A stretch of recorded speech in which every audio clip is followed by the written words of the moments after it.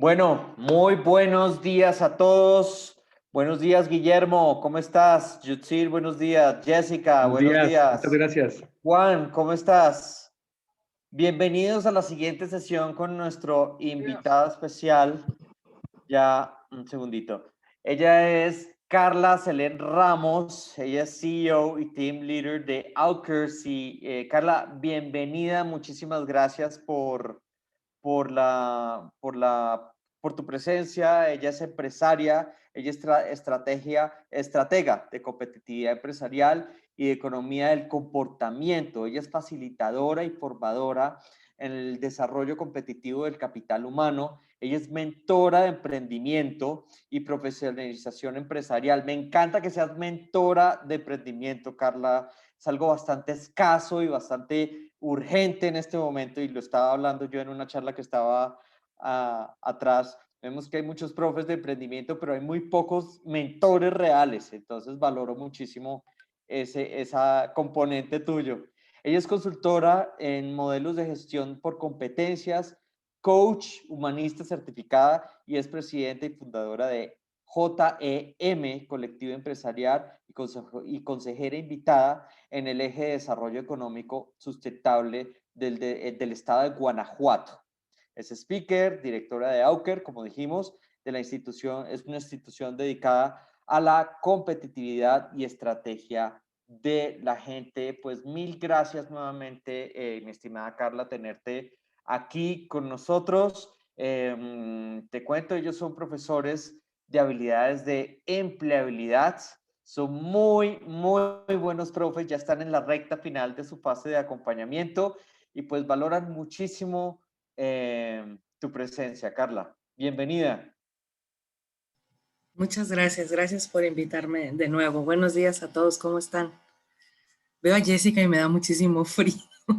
La veo ahí toda entregada ahí con el frío. Se me antoja un atole. Y está tan nublado. Ella está en Guanajuato, mira, precisamente. No, allá sí hace frío. Yo vivo en León y en Culiacán, tienen su casa en ambos lados. Soy culichi y acá estoy ahorita, entonces sé yo tengo frío, que estamos como a 20 grados, pero bueno, nosotros tenemos temperaturas de 50 grados, así que nos quitan 30 de una y hace mucho frío. Oigan, qué gusto estar acá con ustedes. He estado participando el año pasado, tuve la oportunidad de estar en un grupo también. Y bueno, la dinámica era muy, de que fuera muy interactivo, que fuera más un conversatorio que una exposición. Y si ustedes están de acuerdo, me gustaría que fuera en esa misma línea. Si no, de todas maneras, también traigo preparada como una ponencia.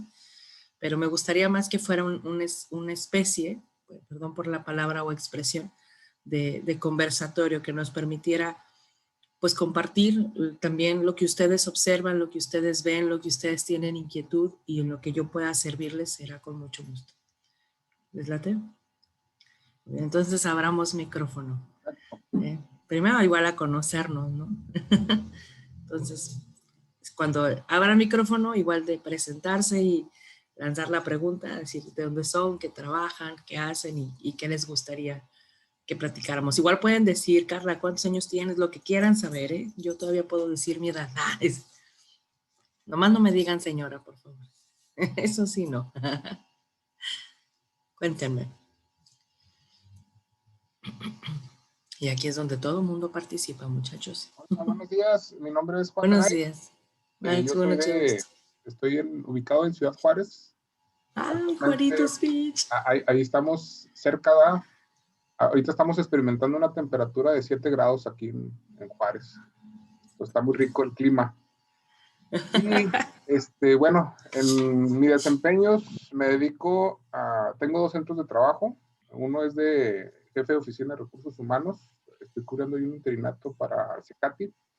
Ya tengo 5 años ahí en el puesto.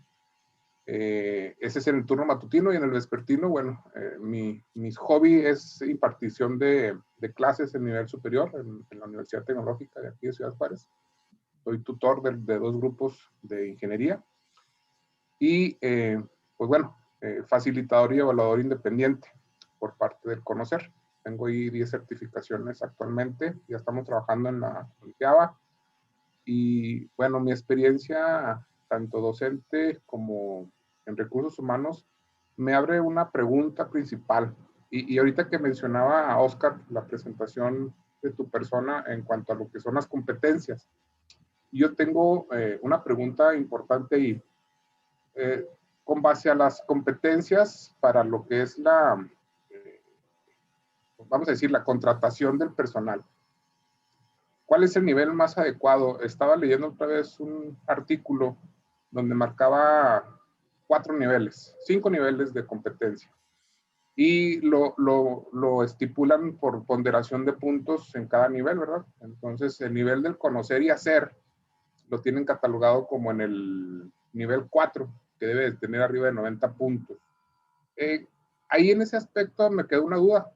Esto genera, obviamente la competencia me genera a mí una,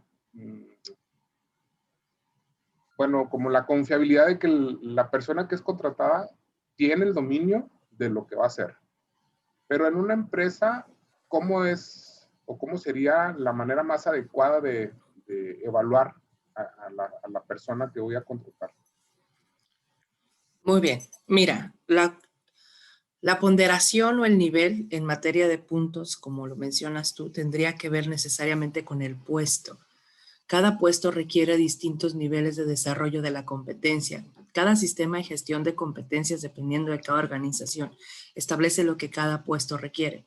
Muchas veces estamos buscando como entrevistadores o como reclutadores capital humano con competencias, pero estamos buscando las competencias en un sentido que no necesariamente tenemos definidas para el puesto. Estamos buscando que la persona posea las habilidades, posea las competencias, posea los conocimientos como parte de estas competencias, pero no necesariamente tenemos descritos nuestros perfiles o nuestros puestos basado en gestión por competencias. ¿Sí me explico?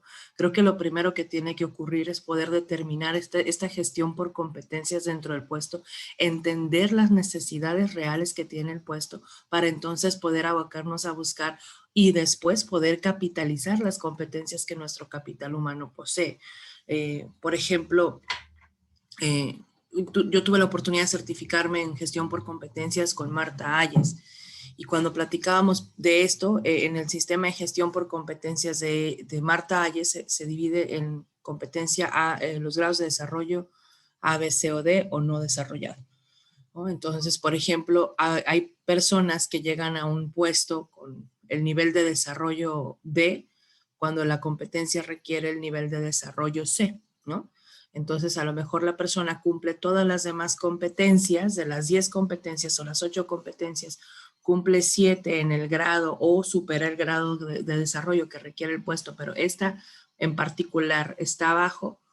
Bueno, lo que se hace es como determinar este gap de conducta o de comportamiento o de desarrollo de la competencia y ahí entra un nivel de proceso de formación individual para que la persona pueda cumplir.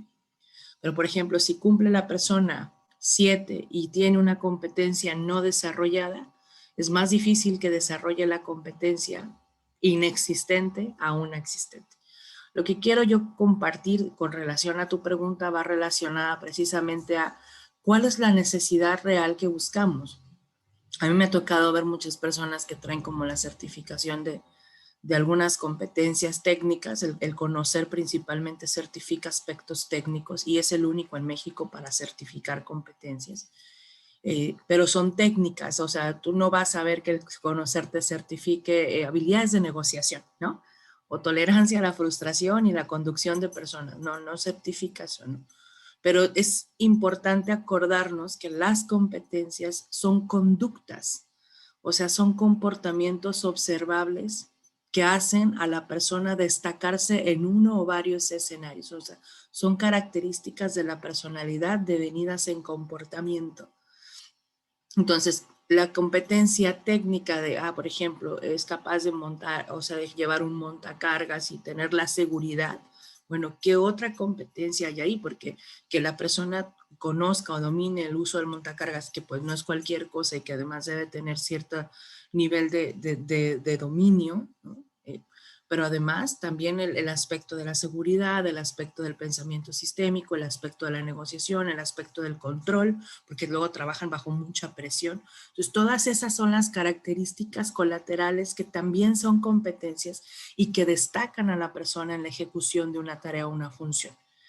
Nosotros como reclutadores y sobre todo como desarrolladores de capital humano debemos buscar qué es lo que realmente se requiere en estas competencias. O sea, cuáles son estas características que estamos buscando en nuestra gente y que requiere el puesto. Es como si, por ejemplo, yo tuviera una persona que se va a dedicar al aspecto comercial y es muy buena haciendo marketing digital, pero no es tan buena en la negociación o en las conversaciones cruciales, ¿no? O sea, pues se comunica muy bien en cuanto a lo digital, a hacer gráficos y a venderse de alguna manera, pero estando de cara al cliente, resolviendo un problema con un cliente difícil o un cliente enojado, ¿no? Que es más fuerte que un cliente difícil, por así decirlo. Sí. Entonces, ¿cómo lo resuelves, no?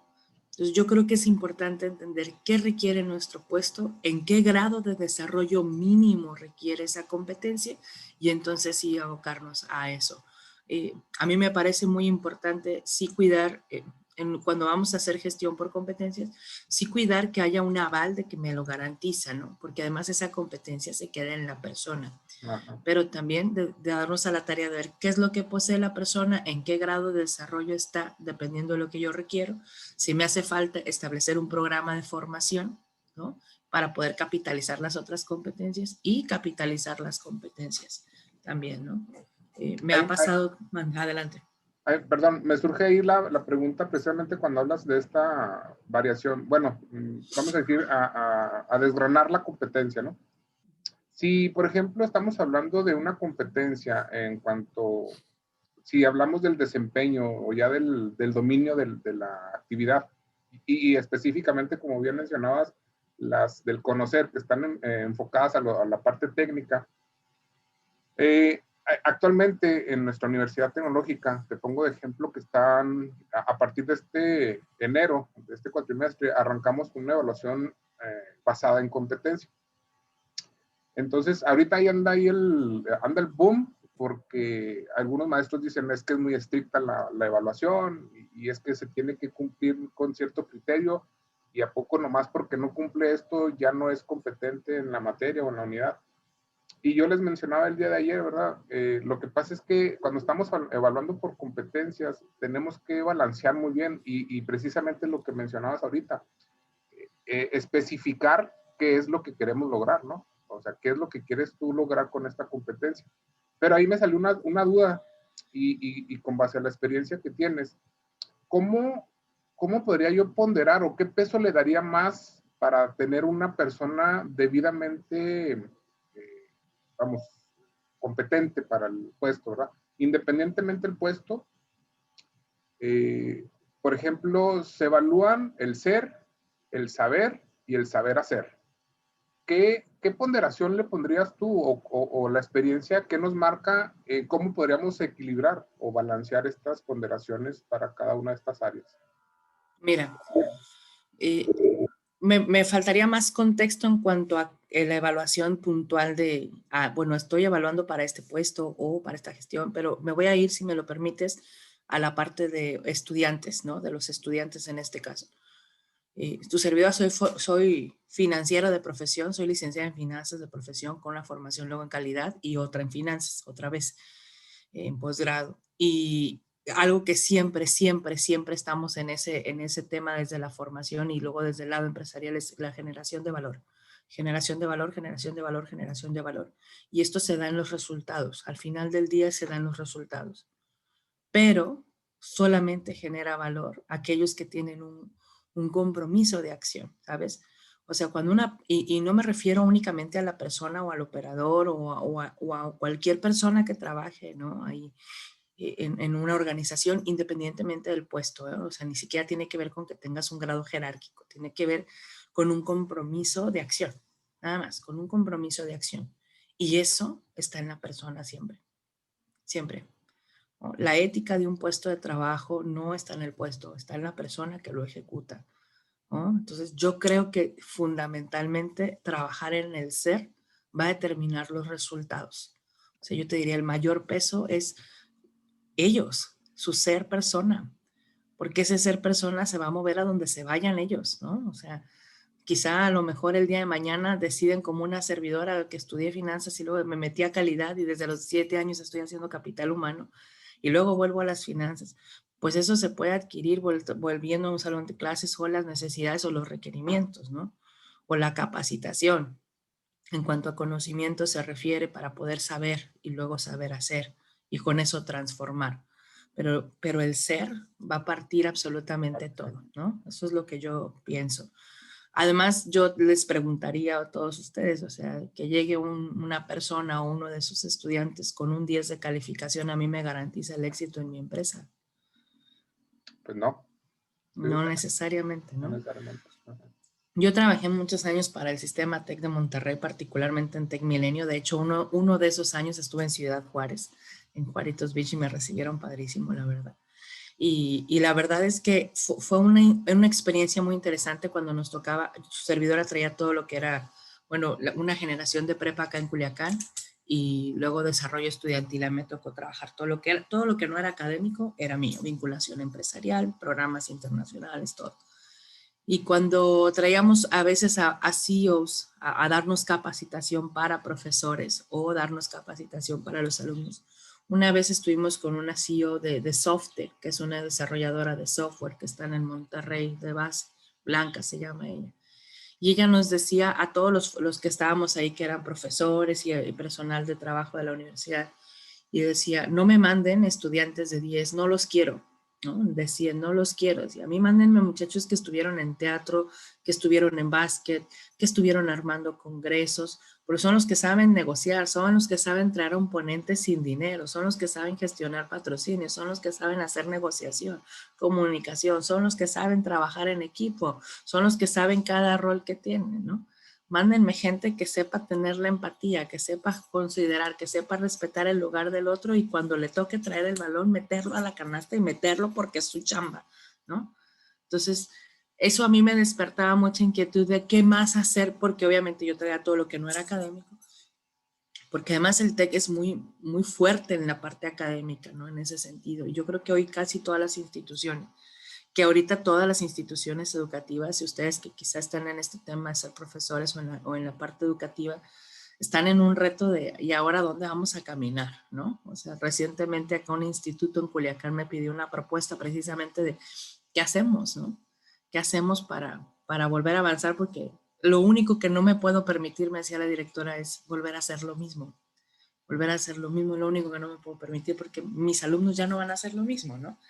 Entonces yo creo que eso es también lo que tenemos que pensar. Yo te diría, Juan, el ser es lo más importante, porque ese va a donde sea. O sea, y ese ser es el que se va a adaptar al contexto. Los seres humanos por naturaleza nos adecuamos a los contextos. Entonces yo diría, el ser para mí es lo más importante. Muchas gracias, Carla. De cierta Gracias manera coincido totalmente contigo y creo que hay mucho fundamento para esto, ¿verdad? Y ahora que estamos con las habilidades blandas, pues yo creo que ahí es donde estamos partiendo precisamente en el ser. Te agradezco. Gracias a ti por la pregunta. Gracias. ¿Alguien más? Échenle, muchachos. No me serví café, pero luego con café me divago. Ay, ya vi que está hecho mi mamá. Es parte de estar en la casa de la mamá. ¿Nadie más? Ya acabé, Oscar. No preguntan. Hola, ¿qué tal? Hola. ¿Qué tal? Buenos días. Buenos días. Mi nombre es Guillermo Arturo Andrade. Trabajo en el Instituto Estatal de Capacitación en el estado de Guanajuato. Soy de León, pero trabajo en Coroneo. Soy director de Coroneo en el plantel de Coroneo. Mi pasión es la de ser facilitador, siempre lo ha sido. Entonces, por eso estoy aquí. Lo hago por pasión, por gusto, como decía Juan Cristo, a lo mejor por hobby también lo hacemos, por gusto. Y mi pregunta es referente a lo de competencias. Nosotros manejamos el modelo STAR para contratar o para, dentro de un concurso, seleccionar a la persona idónea para el puesto. ¿Crees que esta metodología es la adecuada para poder seleccionar a una persona en base a las competencias, en base a su experiencia? y que podamos seleccionar a esta persona como la candidata para el puesto. Pues mira, no sé cómo es el concurso, mucho gusto, Guillermo. Yo tienen su casa en León, les dije que vivo en León también, ¿verdad?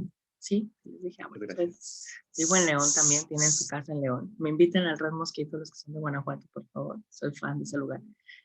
Y los que no están bien invitados, es un bar de rock que está padrísimo. Me gustaría más conocer, cuando dices el concurso, creo que puede ser muy importante, pues todos, creo que cuando entramos a un proceso de selección, estamos concursando, ¿no? Todos los que entramos en un proceso de selección. Yo creo que la esencia real tiene que ver con cómo se hace ese ejercicio.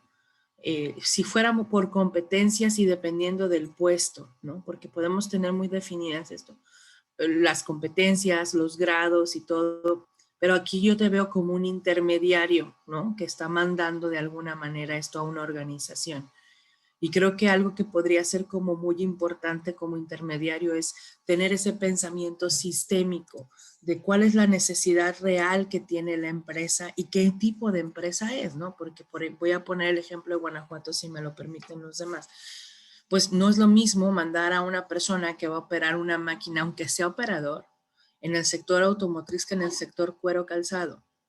No es lo mismo. Y no porque, no porque sea diferente operar una máquina, sino porque el sector tiene implicaciones distintas, tiene necesidades distintas y tiene, por ende, exigencias distintas. Entonces, tengo esas capacitaciones técnicas, tengo esas competencias técnicas que garantizan que la persona te va de alguna manera a sostener esa función de una forma mínima requerida. Buenos días, Angélica. ¿No? Mínima requerida. Pero, ¿qué hay alrededor de eso? Por ejemplo, si el sector automotriz es alemán o es japonés versus un sector mexicano, no estoy demeritando, por nada, pero tenemos formas de conducirnos distintas, ¿no? O sea, a mí me tocó, su servidora estuve como consejera de atracción de inversiones en Guanajuato y uno de los problemas era que los japoneses estaban medio histéricos porque ¿cómo era posible que pusieran un altar a la Virgen cuando ellos traen todo lo de las 5 S, ¿no? Y en Guanajuato es muy común meter todo este tema en las áreas de operación, incluso rezar el Ángelus, ¿no? O sea, y luego me tocó ir a una organización de cuero calzado de las de Cuadra, y en la planta, llegué alrededor de las 12:02, mi cita era a las 12, y estaban parados, o sea, yo escuchaba en la planta rezando el Ángelus, ¿no? O sea, yo lo traduzco en un sentido de operación, y esos 5 minutos que pueda durar el Ángelus, que es una hermosa oración, yo soy muy creyente, ¿no? Pero esos 5 minutos que pueda durar el Ángelus son millones de pesos parados, ¿no? En operación. Pero por el otro lado, para el operador, es su esencia del ser y eso es la prioridad. Y no voy a estar contento trabajando contigo si no me permites ser, ¿no? Y en mi tradición y en mi formación. Y les puedo decir que a lo mejor parar esos 5 minutos lo hace más productivo el resto de la cadena que vivir en un ambiente de frustración, ¿no? Perdón por los perritos, muchachos, ¿eh? Pero bueno, lo que quiero decir es, ¿cuál es ese pensamiento sistémico que como intermediario pudiesen tener y requerimientos mínimos? Y ahí entonces hacer un sistema de competición importante que te permite a ti de verdad extraer las competencias y las conductas que pudieran darse en escenarios posibles del sector, ¿no? Es decir, si por ejemplo yo estoy haciendo esto para un operador de una máquina, un montacarga de los aceros, por así decirlo, para la industria automotriz, o bueno, nada más para el acero, para la industria del acero, de la construcción, lo que fuera, ¿no? Pues a lo mejor ahí es un ambiente más pesado, más ligero, o sea, todos esos escenarios. O por ejemplo, viene para abajo el tema de la industria automotriz como la conocemos, o va para arriba, porque vamos a distribuir a toda América Latina y ahora con el nuevo gobierno que se reactiva el tema del TIMEC, ¿no? Antes conocido como TLC. Todas esas cuestiones que ustedes como intermediarios y que los empresarios también debemos de tener y como formadores debemos de tener, que pueden tener un impacto en el contexto. A mí me toca dar, voy a buscar explicarme mejor, a ver si me estoy dando a entender. Si no, luego díganme, Carla, ya te divagaste, machín, ¿no? Yo me regreso. A mí me ha tocado dar cursos, muchos cursos, gracias a Dios, de capacitación.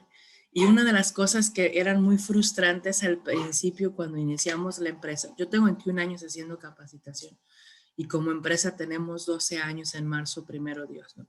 Y era muy frustrante al inicio, pero nosotros nos iba muy bien porque pues trabajábamos en la capacitación y eran los jóvenes estudiantes que iban y daban sus talleres y maravilloso, ¿no? Nos querían mucho. Todavía nos quieren, pero nos costó más trabajo, ¿no? Como empresa, pues ya cobrábamos, entonces yo creo por eso. Pero bueno, el caso es que cuando llegábamos y nosotros queríamos dedicarnos a eso que veíamos que a la gente podía funcionarle y a nosotros nos encantaba hacer. Y una de las frustraciones más fuertes para una servidora, recuerdo, es que los empresarios me decían, es que tu trabajo ya se esfumó, ¿no? O sea, el taller estuvo muy bonito y la gente llegó muy motivada, pero pues a los 20 días al mes ya se fue, Carlita. Y yo así de, no es posible, o sea, sí hubo un impacto, trabajamos y demás. O sea, pues ya es que trabajo en equipo y allá en el taller lo hicieron muy bien y ya sabes, les dábamos nosotros las observaciones, las competencias individuales, las colectivas, los que se destacaban, las áreas de oportunidad, todo en feedback padrísimo, hasta que me dijeron, a ver, puntualmente, ¿yo qué voy a ganar? Y como buen financiero dije, y formación luego en calidad, dije, ¿cómo puedo establecer esto en un ROI, ¿no? En un indicador de retorno de inversión? Y buscando entender un poco más cómo podía funcionar el impacto, caímos en que la mayoría, en primer lugar, la mayoría de las empresas pymes con las que trabajábamos no establecen indicadores de gestión de capital humano, ni mucho menos una relación que tenga que ver de la capacitación con los niveles de productividad necesariamente, ¿no? En primer lugar. Es más, a veces ni se miden en la productividad, muchas veces se miden en ventas y gastos, nada más, ¿no? O incluso tiempo de operación, merma, no más, no más, de verdad no más. Pero lo que vimos es, oye, temas de trabajo en equipo, y luego llegábamos a las empresas al seguimiento y decían, el taller déjalo en el taller, decían ellos, aquí las cosas son así y así han funcionado siempre. Y no saben, pues ahí nos dimos cuenta nosotros que el nivel de frustración no tenía por qué ser nuestro necesariamente. Nos metimos a estudiar muchísimo cosas que tenían que ver con neurociencia. Nosotros estamos certificados en aspectos de economía del comportamiento, somos estrategas de negocios y de economía del comportamiento. Y parte de lo que vimos es precisamente cómo el cerebro rápidamente se adapta a los contextos, ¿no? Rápidamente, o sea, si hace frío, pues imagínense, yo dije 20 grados y véanme cómo ando, ¿no? En Juárez 7 grados para mí está abajo de 3, 4 cobijas y térmicos y no sé cuántas cosas, ¿no? De verdad. Entonces, pues sí, nos adaptamos a los contextos. Habrá quienes digan 20 grados, Carlita, es para andar en la playa bichi, ¿no? O sea, ¿por qué? Porque traemos contextos diferentes. Yo llego de repente a Juárez de Culiacán y está padrísimo. Ah, bien, ¿no? Llegué a León de haber vivido en Juárez y en Culiacán y me dicen qué nexos tienes. Se los juro. Y eso me lo dijo un exgobernador, Oliva, ¿no? Que ya me está grabando. Bueno, él no me lo dijo. Así me lo dijo, ¿no? Porque su contexto de pensamiento era ese con relación a Culiacán y a Juárez. Lo que quiero decir es, por más herramientas que les demos a las personas, pero no hay un cambio en el contexto, la adaptación va a ser al contexto, porque ese contexto le da de comer a nuestra gente y la gente va a cuidar su estómago y el de su familia. Entonces, muy probablemente no se trata, muchachos, de que la capacitación de empleabilidad que le den a los demás no les digan todo lo que pueden hacer mejor y toda la generación de valor, sino que también podamos compartir con ellos esta visibilidad del contexto. Okay, si el contexto no te gusta y no tenemos la competencia, no porque no podamos hacerlo, sino porque no es nuestra competencia dentro de las acciones, tomar decisiones que cambian el contexto, desde donde sí podemos hacer una generación de valor y empezar a cuestionar todo esto. Yo te diría, como intermediario, Guillermo, es trae a ti esta sensibilidad de qué requiere tu cliente, que es la empresa a la que le vas a mandar a alguien. Por otro lado, tu cliente que viene a proveerte de servicios, que en este caso es una persona que vayas a contratar, y en medio pues también este concurso sensibilizado, por así decirlo, pero muy contextual y muy sistémico, que te permita desde una esencia de la persona, independientemente del puesto a donde vaya, que la persona pueda dar resultados.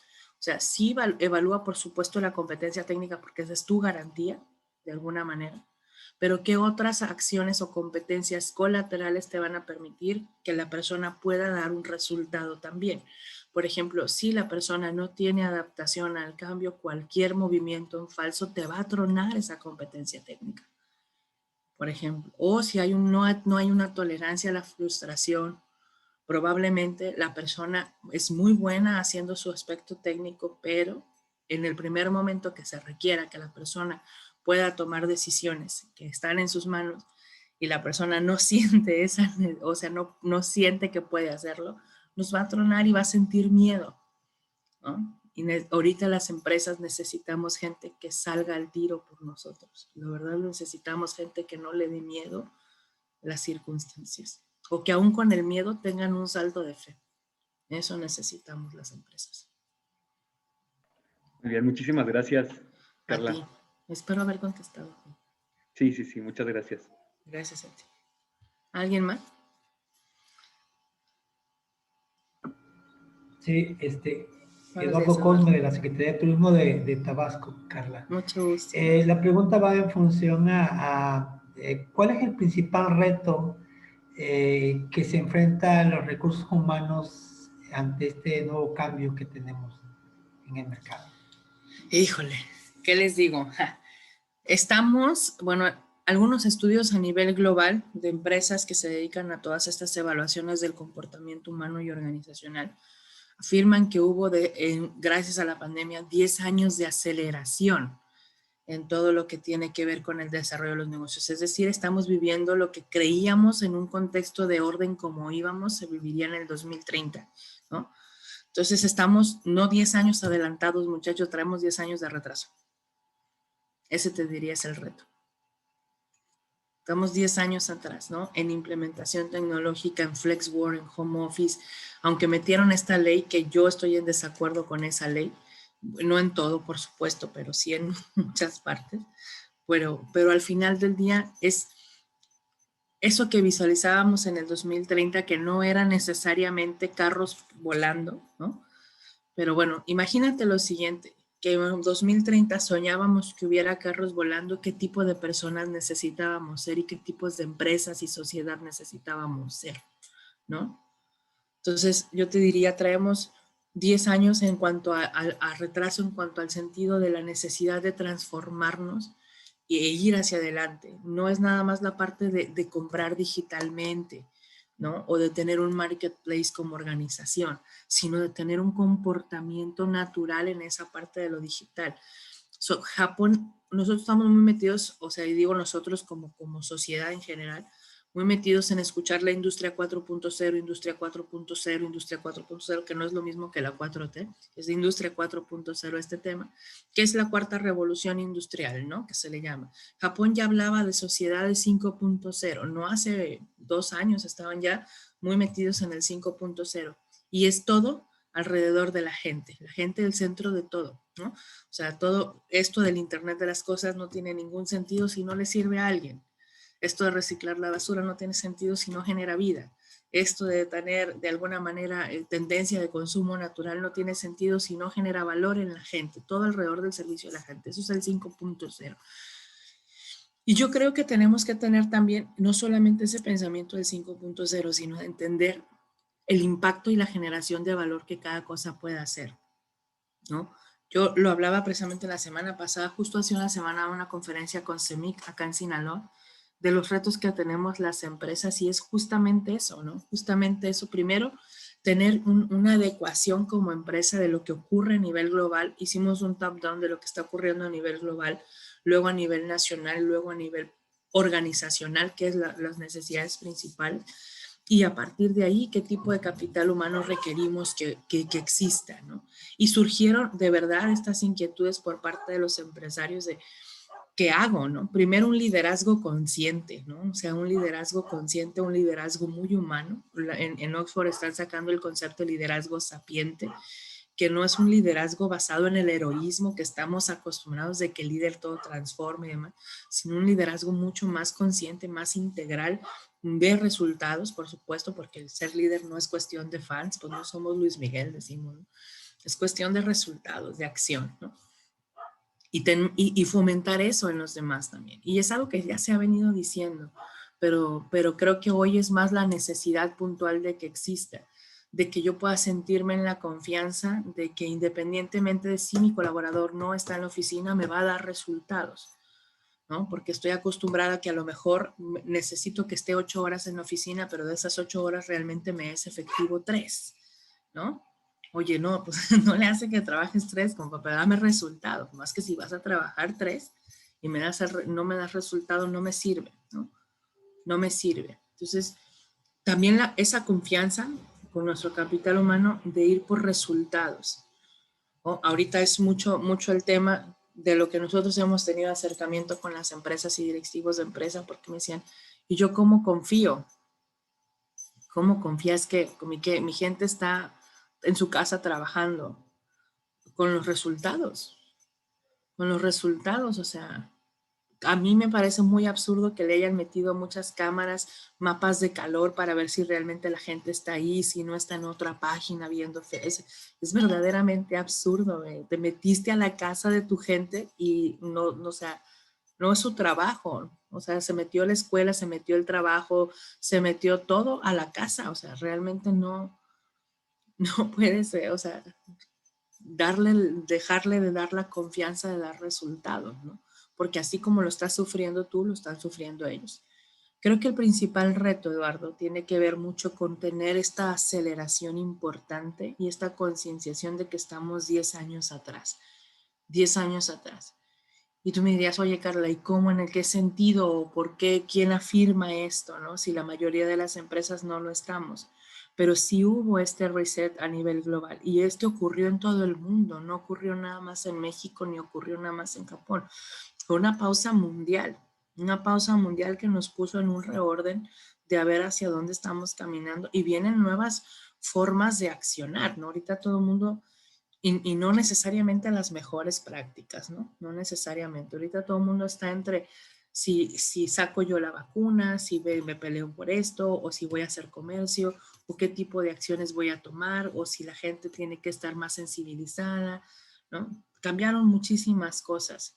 Yo te diría que lo más importante, o de lo más importante que yo observo que necesitamos es un liderazgo consciente por parte de quienes encabezan las organizaciones y un liderazgo de acción y compromiso por quienes ejecutan ese valor en las acciones, en las empresas.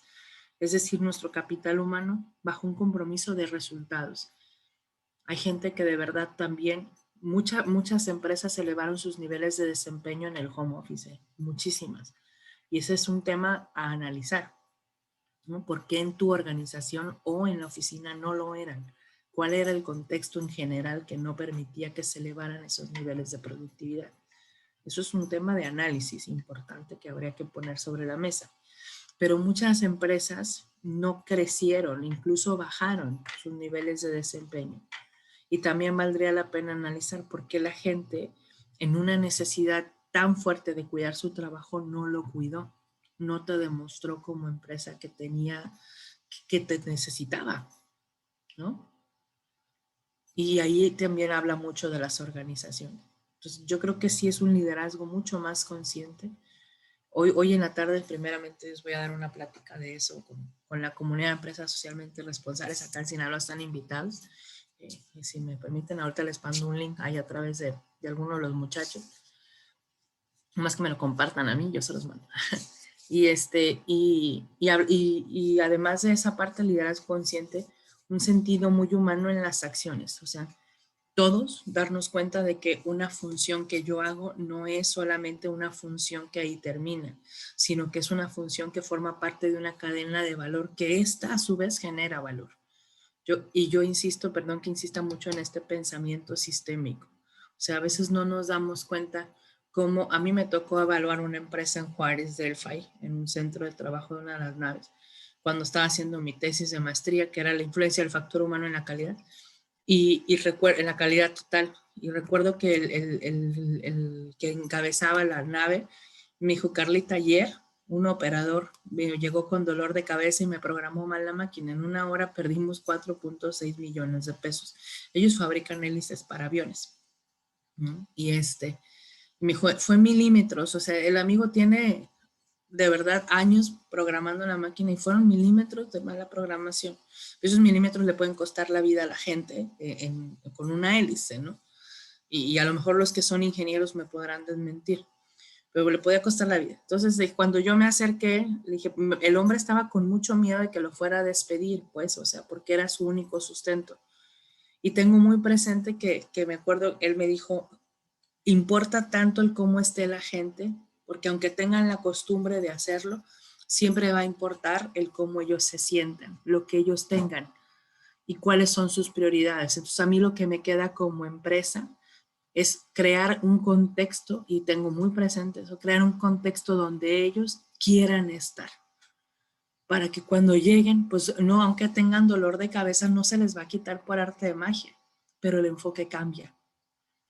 Y si cambias el enfoque, cambias la atención, ¿no?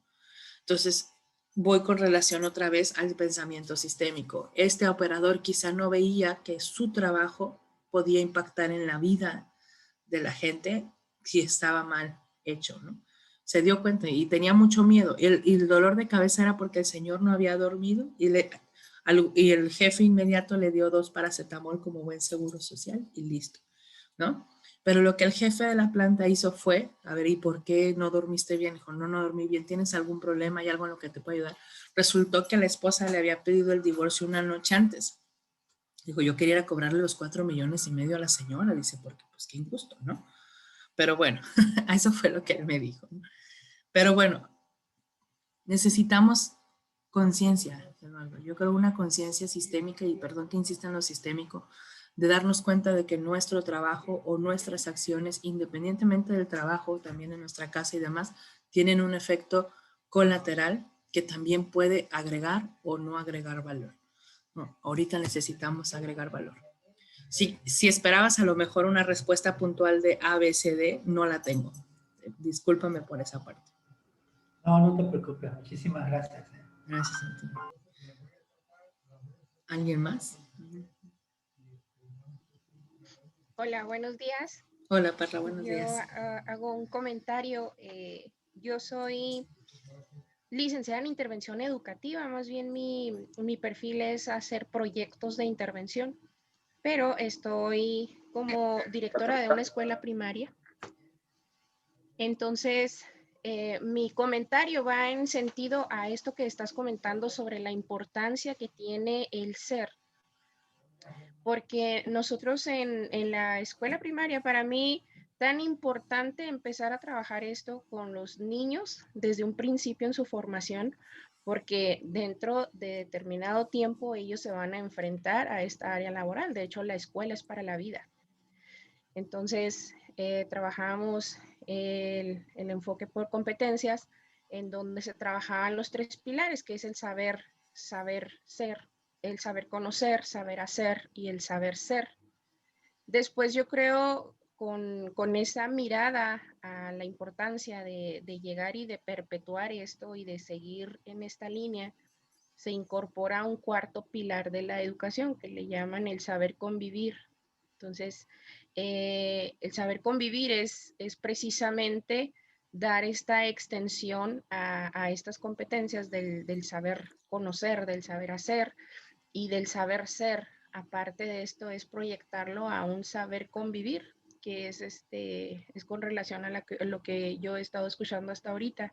Entonces, la importancia de cómo desde los niños de primaria, preescolar, primaria, se vayan enfocando a esta línea precisamente donde desarrollan competencias para la vida. Entonces, ahorita tengo la oportunidad de escucharte y digo, ¿qué necesidad tan fuerte es trabajar con los niños desde ahorita en esta formación. ¿Por qué? Porque ya van a llegar con esas habilidades desarrolladas y porque ahorita estamos viendo que las empresas es el tema de cómo desarrollar estas competencias o de cuáles competencias trae cada persona y cuáles las que debemos de trabajar como empresa con estas personas. Entonces, si se van enfocados desde ahorita, esa es la importancia, es con lo que yo me quedo ahorita, con mi área de trabajo que es educación básica, que es primaria en este caso. Entonces, lo escucho de tu parte y me quedo con eso, de verdad, y me quedo con esta parte también de la importancia de desarrollar estas competencias en los niños desde ahorita. Muchísimas gracias. Gracias a ti, Perla, por compartir. Y mi admiración, porque yo a los niños les tengo mucho respeto, ¿no? Prefiero trabajar con adultos. De 14 años para arriba, yo soy más andragógica en ese sentido, porque creo que los niños te conceden tal autoridad que cualquier cosa que le digas puede determinar lo que será en el resto de su vida, ¿no? Entonces, Sí, no totalmente quiero de acuerdo. echarme yo eso no quiero rendir cuentas a Dios por eso. Ay, sí. Gracias por compartir. Y sí, es muy, muy valioso tu comentario porque yo creo que sí las empresas, sobre todo ahora en este tema, en esta pausa, el enfoque sí era obviamente dar resultados, salir y salir avante, pero el primer enfoque que a mí me tocó vivir y su servidora participó en una comunidad de mujeres empresarias también, y fue enfocarnos no en la empresaria nada más, o sea, es antes de darle herramientas como empresarias, el bienestar, ¿no? Y lo primero que nos buscamos fue decir, a ver, un duelo, y buscamos una tanatóloga que nos diera cómo trabajar el duelo. Y lo primero que nos dijo ella fue un baldazo de agua fría, ya están rediseñando su modelo de negocios. Imagínate, o sea, 11 años de trabajo en la empresa de una servidora y que estuviera todo a punto de desaparecer, ¿no? Todo así de la nada. Y dices, madre, ¿qué voy a hacer? O sea, sí era un duelo muy, muy fuerte. Les juro que el equipo salió al quite como nunca. O sea, y me siento muy bendecida porque tengo un equipo que cree mucho en lo que hacemos, cree mucho en el propósito. Somos una empresa chiquita, pero chiquita en cuanto a 12 personas se refiere, ¿no? Pero bendito Dios, hemos tenido la oportunidad de multiplicar esfuerzos con eso. Pero salieron al quite de decir, Galle, pues dicen galletas, y me decía, Galle, sabemos lo que estás viviendo, date tu tiempo, aquí vamos a estar. Y después de que les dije, porque les dije yo, vamos a rediseñar el modelo de negocios. Fue lo único que dije, fue mi Semana Santa, fue mi pasión, muerte. Y le dije, Diosito, ayúdame a resucitar porque necesito salir adelante, ¿no?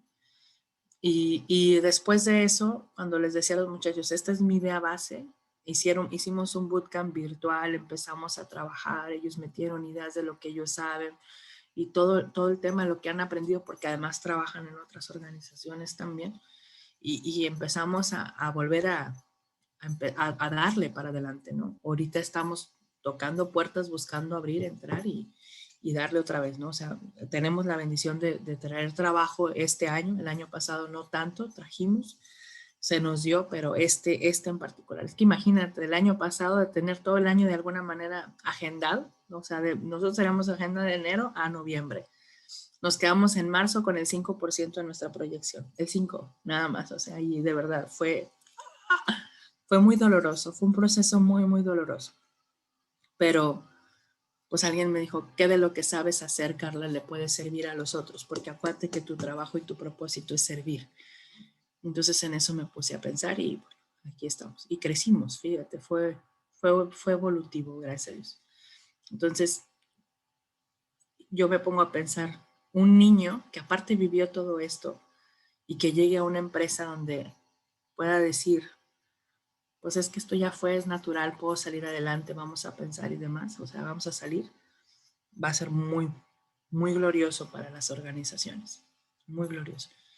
Y no en un sentido capitalista, es un capitalismo consciente, o sea, me los invito a leer ese libro de Capitalismo Consciente, pero es toda una línea de trabajo hacia la generación de resultados sin dejar de que estos sean integrales en su impacto, ¿no? En el ser de la persona, porque al final del día no es solamente la generación de dinero, es la generación de valor. que es distinto.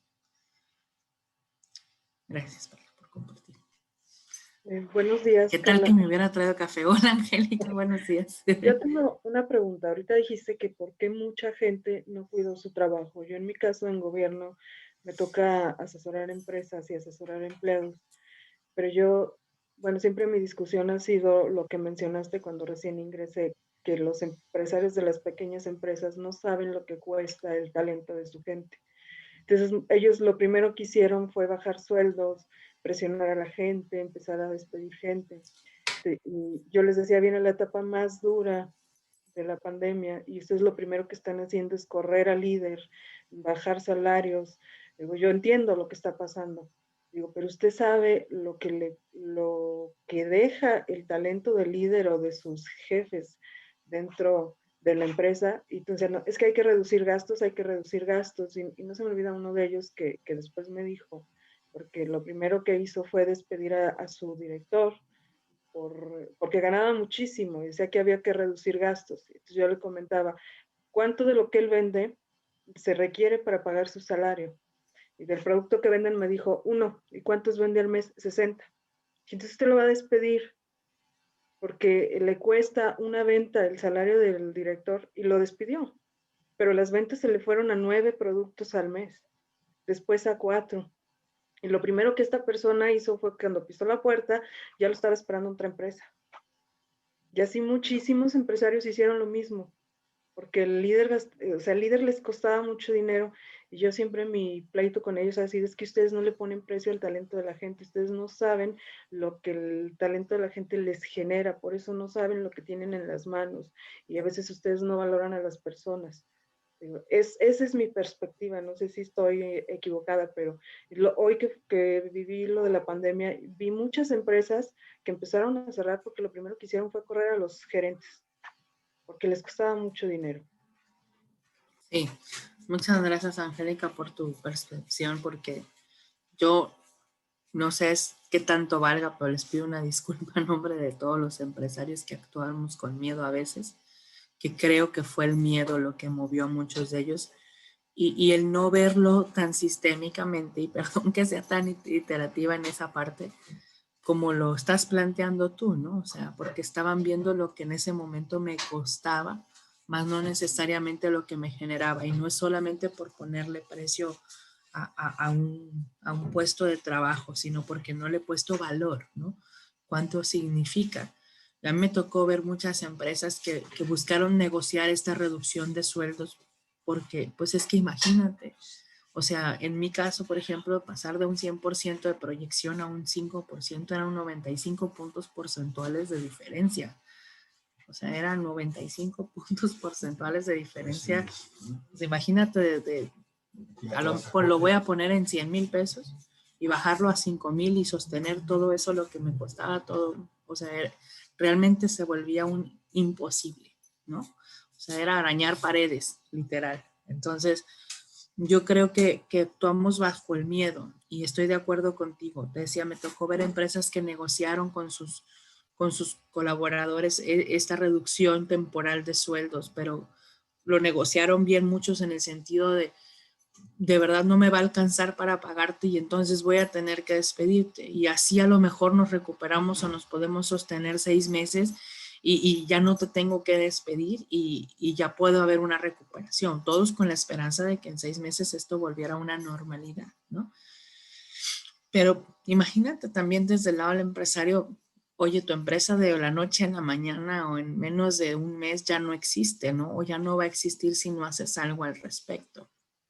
También fueron decisiones muy abruptas, muchas de miedo, muchas injustificadas en el sentido quizá de que no es justo, porque no era justo y porque no lo veíamos. Yo contigo me sumo al reclamo porque les decía a los de CEMIC, en los últimos 2 años del gobierno de Enrique Peña Nieto, y ya me tocó como atracción de inversiones en Guanajuato, había muchísimas inversiones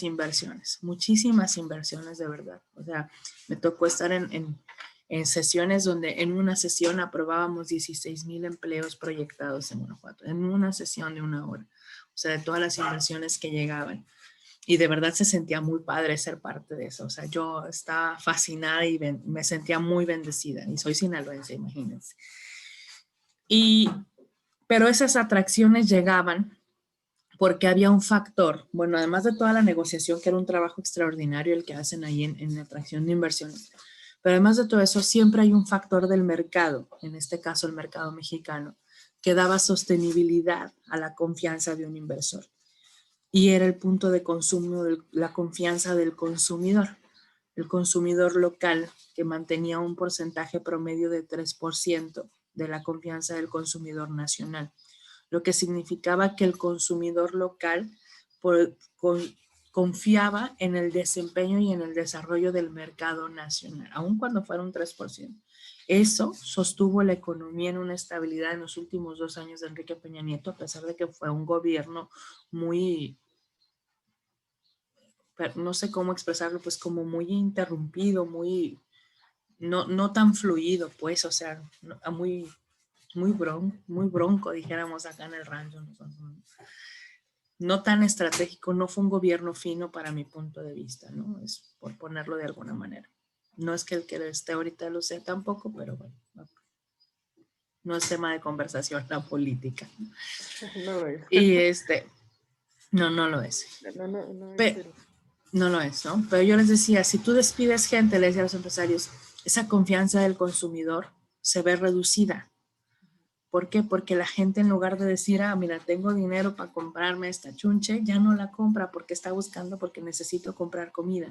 Entonces, en vez de comprarme X cosa, o esta blusa que diseñó la artesana, o este plato, o esta comida, prefiero comprarlo yo en el mercado para yo hacerlo. Entonces, nos volvimos a la austeridad 1000%.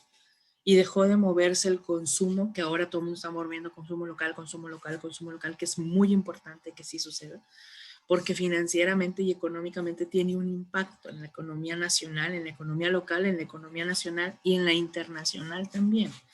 Son números que sí se miden en el movimiento del desarrollo económico y en la calidad de vida. Pero cuando tenemos una persona que de alguna manera la despedimos y entonces se vuelve austero porque ya no tienen que gastar, no puede gastar porque tiene que comprar comida, deja de moverse eso y entonces llega un punto en el que a ti, empresa, te van a dejar de consumir porque no hay poder de consumo, ¿no? Entonces es como nosotros mismos ponernos la soga al cuello. Por eso es la necesidad de generar empleos, por eso impulsamos el emprendimiento, por eso buscamos acelerar empresas, por eso buscamos nosotros capacitar, porque es nuestra manera de sumar hacia adelante e impulsar hacia adelante. Yo les digo que esa es mi manera de servir a Dios, ¿no?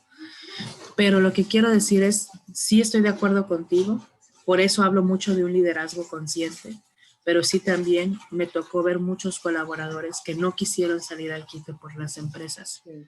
Y es un camino de ida y vuelta, muchachos, ¿eh? Esto es un camino de ida y vuelta. Y ya llegó Oscar, así que ya nos tenemos que ir. Muchas gracias. Gracias. Carla, Gracias. me encantó cuando hablas de ese tipo de liderazgo, me encantó, definitivamente, eso es lo que realmente se necesita. Muchísimas gracias, Carla, por tu tiempo, muchísimas gracias a todos y me encantó oírlos todos participativos. Muy real, Angélica, tu contribución. Desafortunadamente, las empresas a veces no valoran, no miran. Y es muy real, muy triste. Y la pregunta es, ¿cuál es nuestro papel para evitar que eso suceda? ¿Sí? Desde la formación, desde la sensibilización. Bueno, más formación que sensibilización, pensaría yo. A todos los miembros de la organización para evitar que historias así sigan ocurriendo, ¿no? ¿En qué estamos fallando nosotros? ¿Cómo podemos mejorar nosotros responsables de desarrollar este tipo de habilidades? Inclusive para los que terminan, para los altos mandos también, que son los que toman la decisión, ¿no? Esa es como la reflexión también que me gustaría invitarlos, ¿no? En nosotros formándolos a ellos. ¿Sí? Yo pienso que es madurez porque las empresas que esperaban en la puerta a la gente que despedían, lo que querían era que esa gente que tiene tanta experiencia, que sabe muchísimo, les ayudara a soportar y a combatir la resiliencia que iba a vivir su gente, porque ellos no podían. Claro. O sea, necesito que me ayuden a luchar. O sea, yo necesito a alguien que ya esté preparado. Pero estos empresarios jóvenes como que no tienen esa madurez de ver esa parte. Y los que los esperaban en la puerta eran empresarios que tienen años viviendo crisis y realmente estaban esperando la oportunidad porque hubo un momento en que no le podían pagar y en este momento había muchísimo talento fuera y se dedicaron a cazar ese talento que las empresas desecharon. Entonces, desde ahí te das cuenta que ese tipo de empresarios sabe que la gente que tiene el talento que ellos necesitan les va a dejar más dinero y les va a ayudar a crecer. Entonces, ellos lo vieron como área de oportunidad. Claro. Muchísimas gracias, Angélica. Gracias. Claro que sí. Muchísimas gracias, Angélica. Por eso les digo, la pregunta es, ¿qué podemos hacer para que este tipo de historias no ocurran en estos momentos, no? Carla, como siempre, mil gracias por tu contribución. Gracias a ustedes. Queda grabada esta grabación, valga la redundancia, esta sesión, y te comparto la grabación, ¿vale? Sí, hágame un favor, ¿me regalan una foto? Así para la evidencia. Claro que sí, por supuesto. Pero necesito que todos pongan cámara. Espérate un segundito. Ya. 1, 2. Listo. Gracias. Listo. Muchísimas Se les gracias. mando. Que Dios los bendiga, muchachos. Muchas gracias. Los despido ya porque ya me están otros profesores diciendo que no pueden entrar a la clase. Que les vaya bien. Gracias. Hasta luego. Hasta luego. Gracias. Gracias, Carla. Hasta luego. Gracias. Ay, gracias a ustedes. Gracias.